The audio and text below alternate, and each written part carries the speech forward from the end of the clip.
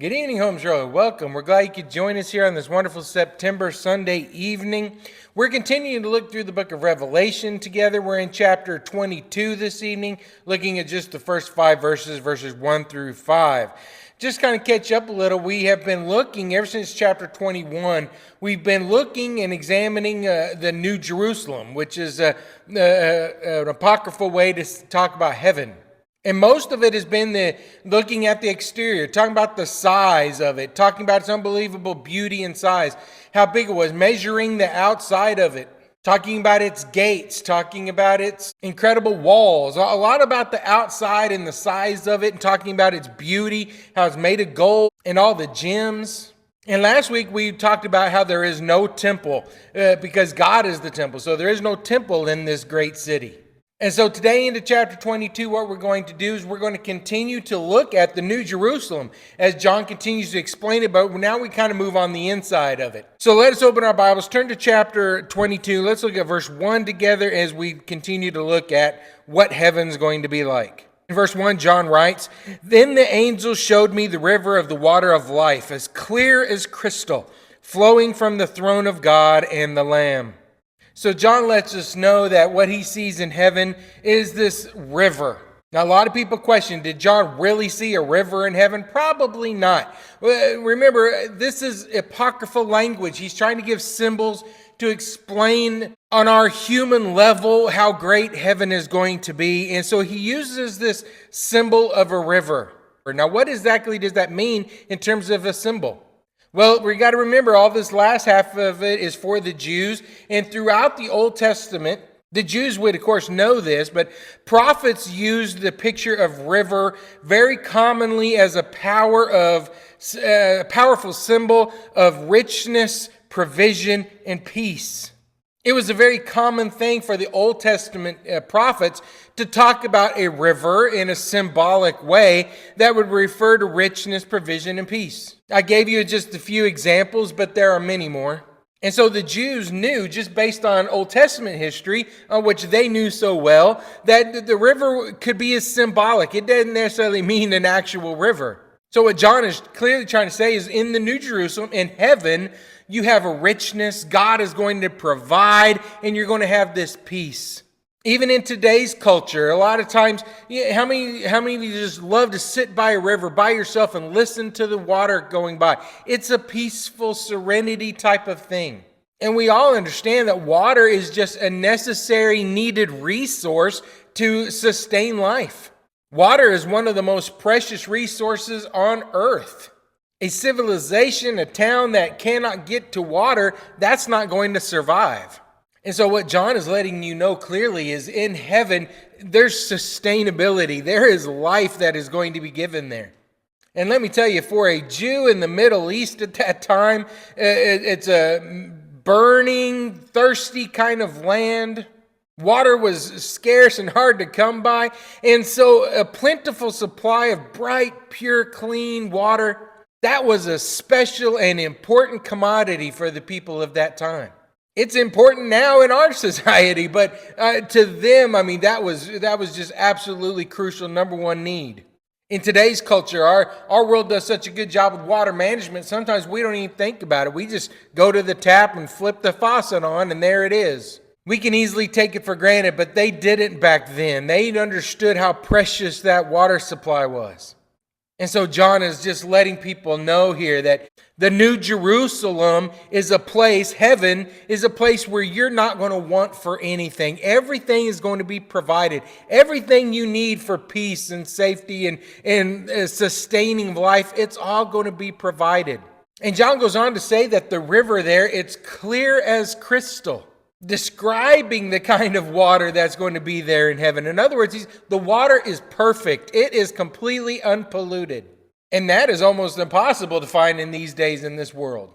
I remember years ago, we took a youth group up to Colorado mountains, and we were hiking these big mountains, and we found this water source coming out of the mountain.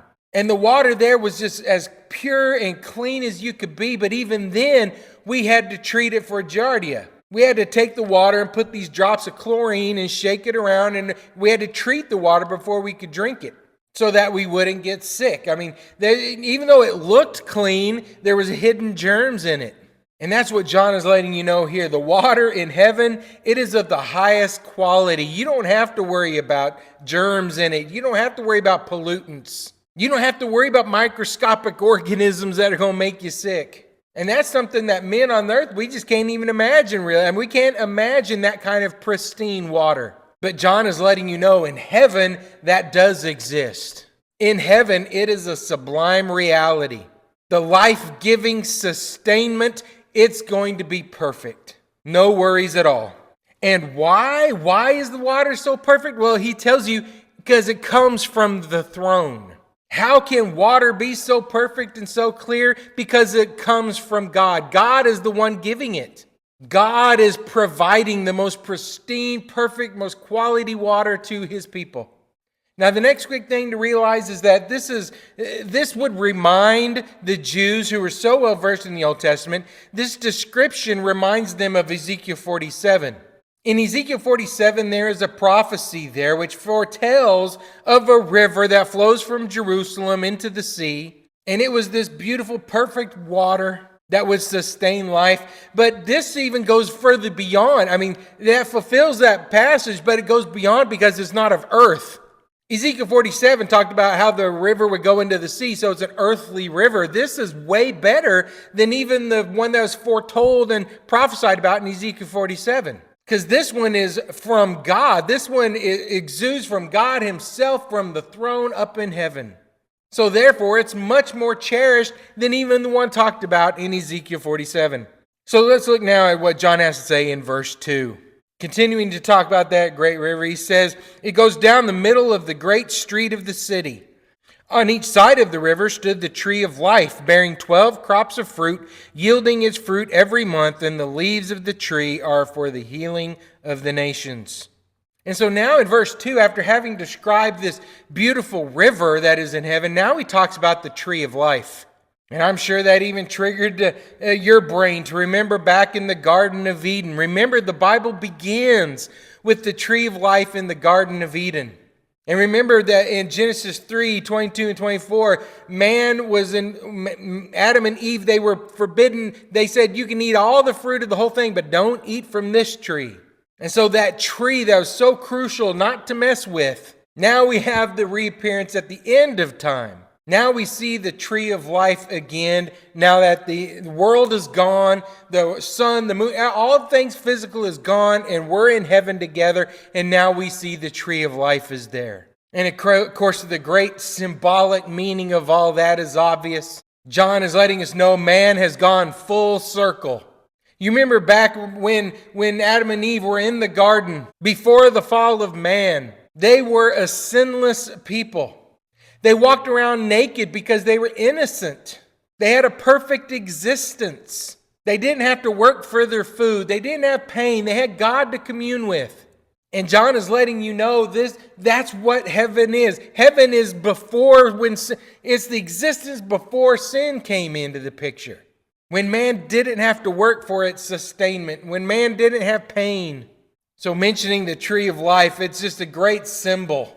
And a great teaching there by John about what heaven's going to be.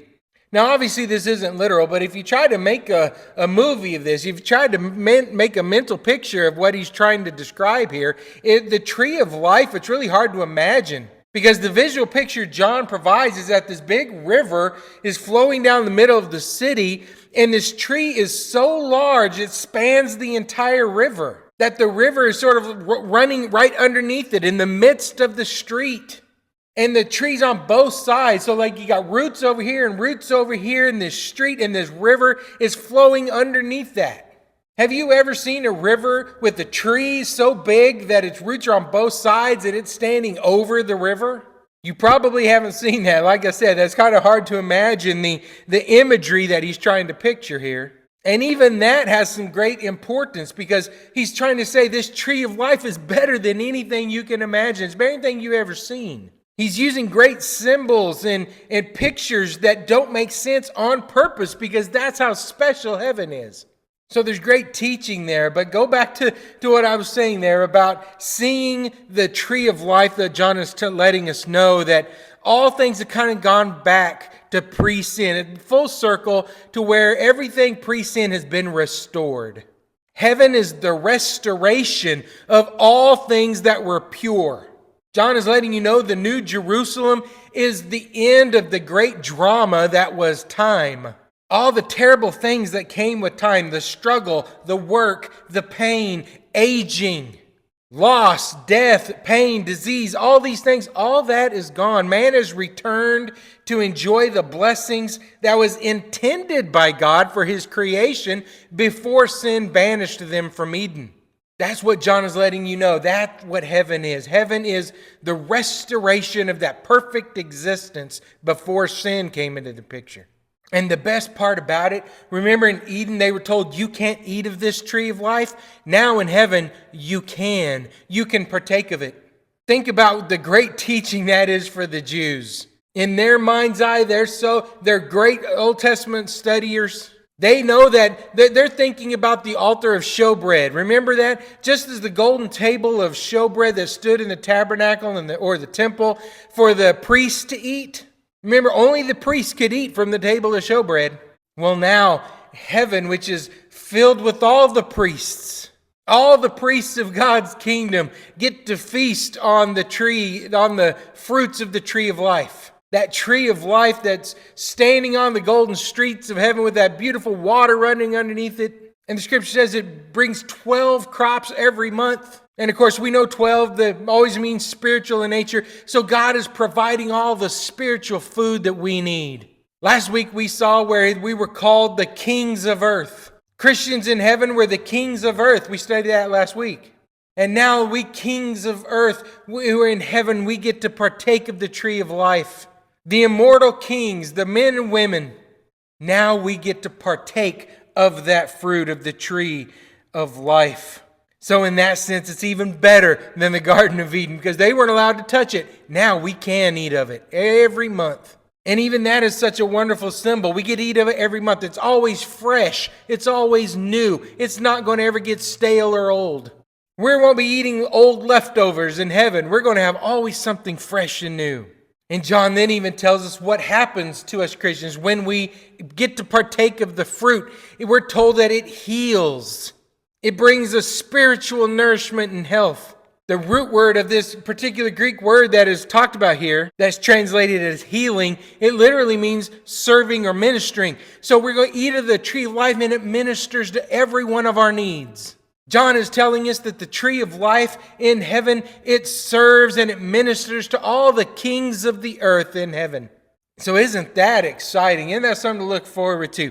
Now, as we transition a little, John has talked a lot about aesthetics and about how things look, about the tree and the water. And he's describing, how big the city was and the pearly gates and the gemstones and the golden streets. He's talked a lot about heaven, what heaven's going to look like. But now in verses 3 through 5, he transitions next to what we're going to do there. Almost all of chapter 21 and verses 1 through 2 of chapter 22 so far has all have been about what heaven looks like, what we're going to see there. But now he transitions and he starts to say, well, what are you going to do there? So let's read verses 3 through 5 here. John writes, no longer will there be any curse. The throne of God and the Lamb will be in the city, and his servants will serve him.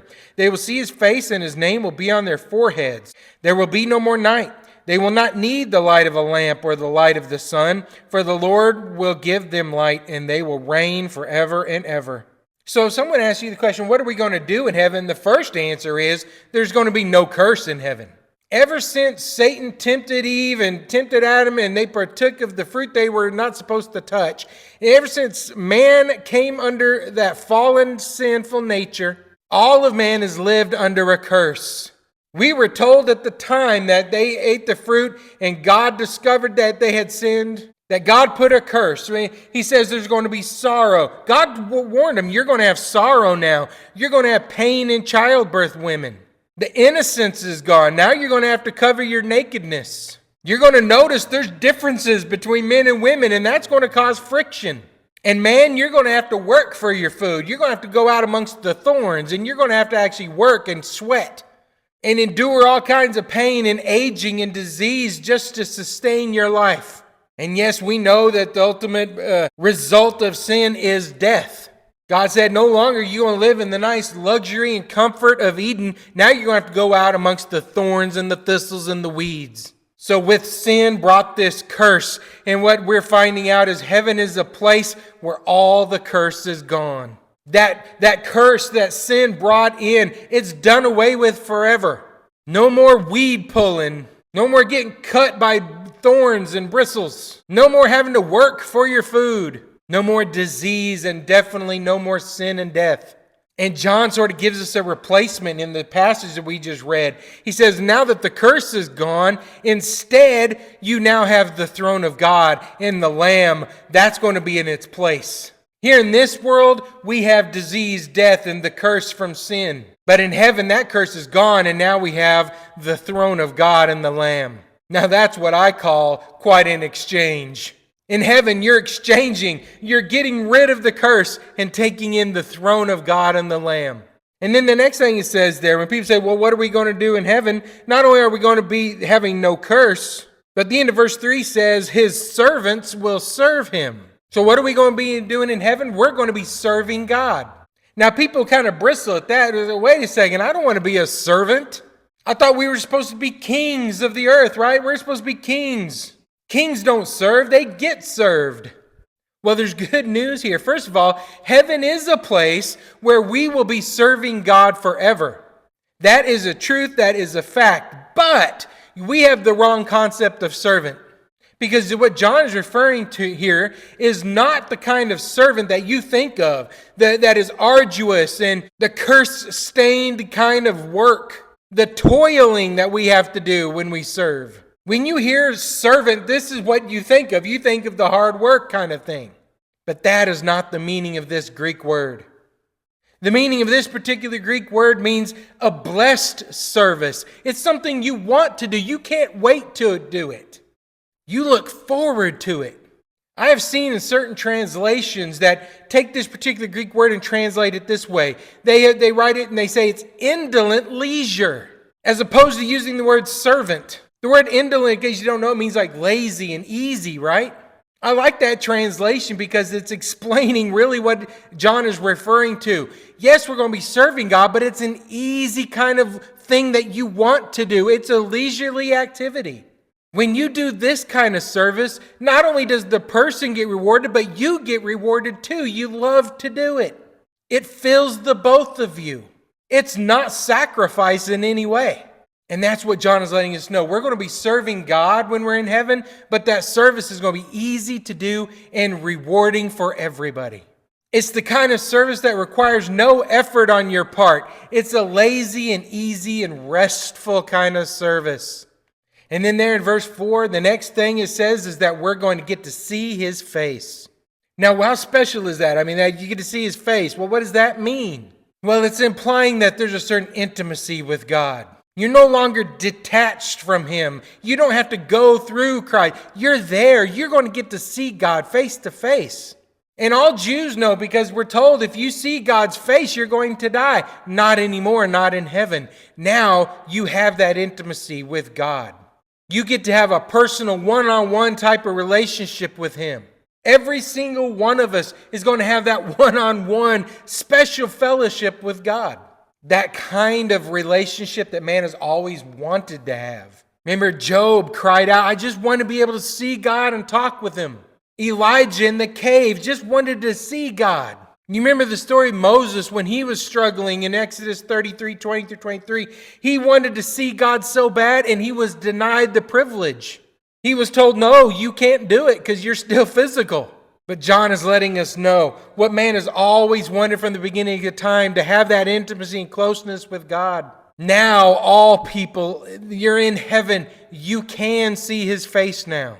You can have that special bond and that special relationship. You're going to get to see his face. Then it goes on to talk about the name is on our foreheads. Symbolically, that's really about identity. Have you ever gone somewhere and there's a bunch of people in a huge room you don't know, and so you put on a little name tag so people will know who your name, so they can identify you? Well, that's kind of what this is. We're going to have our name on our foreheads. In other words, we're going to be identified as being God's people forever. You no longer have to worry about who am I? What is my purpose? You're going to know who you are and who you belong to. Now, folks, I know that may not mean a lot to some people, but I'm telling you, for other people, especially people who have been adopted and they don't know who their birth families were, and they're with they're with their adopted family. I've seen so many times their hurt and their anxiety of not knowing who they belong to. I've seen where the adoptive families give them a great life, but yet there's still something in their life that they are driven to find out, what is my past? Who do I belong to? What is my history?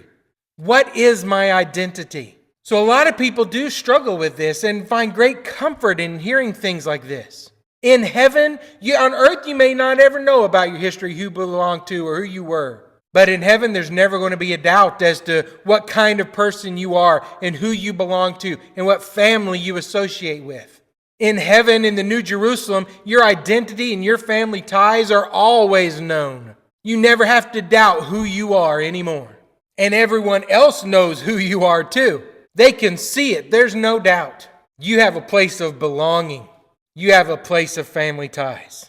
Then it goes on to talk about there's no night. And we already talked about this as kind of a repeat. Night is that symbol of danger and fear and mystery. And so that's all gone. And I won't spend too much time here because we already talked about this the last couple of weeks. So as I said, this is just a repeat.